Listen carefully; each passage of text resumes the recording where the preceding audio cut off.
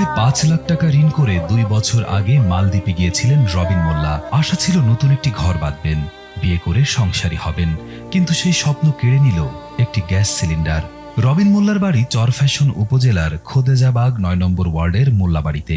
বাবা মোহাম্মদ সিরাজ মোল্লা ও মা আরজু বেগমের ৪ ছেলের মধ্যে রবিন ছিলেন চতুর্থ। আমার ভূতে বালা মানুষ কি হইয়া মারা গেছে কইতারি না।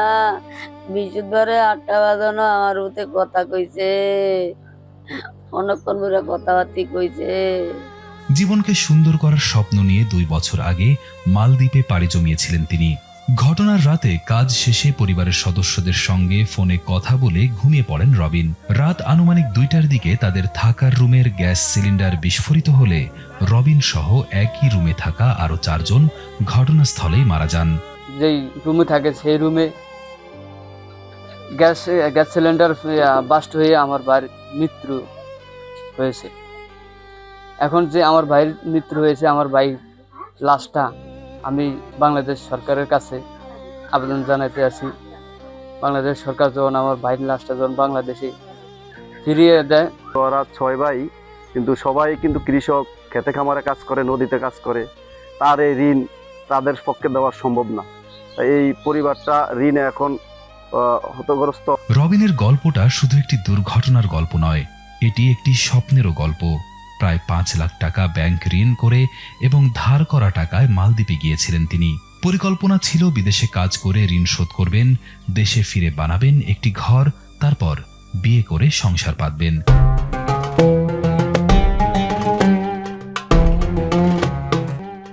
কিন্তু রাত ২টার সেই বিস্ফোরণ মুহূর্তের মধ্যেই সব স্বপ্ন শেষ করে দিল।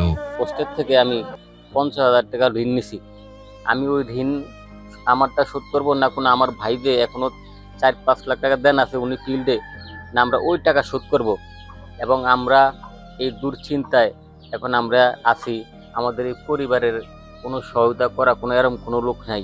১ বোন ও ৬ ভাইয়ের এই পরিবারে রবিনের মৃত্যুর খবর ছড়িয়ে পড়তেই শোকের মাতম নামে গোটা এলাকায়। রবিন মোল্লার মায়ের আশা ছেলের লাশ তাড়াতাড়ি দেশে ফিরুক। অনেক শুক্রবারে ৮টা বাজানো বেতন বিশুদ্ধারে পাইছে মা, শুক্রবারে আমি ৮টা বাজানো দিন। ঘর দুয়ারও নেই, এখন ঘর দুয়ারও নেই, ঘরই রবিনের পরিবার এখন সরকারের সহযোগিতায় দ্রুত মরদেহ দেশে আনার অপেক্ষায় রয়েছে। শনিবার লাশ আনার প্রয়োজনীয় কাগজপত্র পাঠানো হয়েছে বলে জানিয়েছে পরিবার। চরফ্যাশন থানার ওসি জাহাঙ্গীর বাদশাহ জানান, বিষয়টি যেহেতু বিদেশ সংক্রান্ত, তাই ডিসি অফিসের মাধ্যমে পররাষ্ট্র মন্ত্রণালয়ের সঙ্গে যোগাযোগ করে পরবর্তী পদক্ষেপ নেওয়া হবে। রবিনের মতো হাজারো তরুণ প্রতিদিন স্বপ্ন বুকে নিয়ে বিদেশে পাড়ি দেন, কিন্তু বিদেশে কাজের পরিবেশ, নিরাপত্তা ও থাকার জায়গার মান নিয়ে প্রশ্ন থেকেই যায়।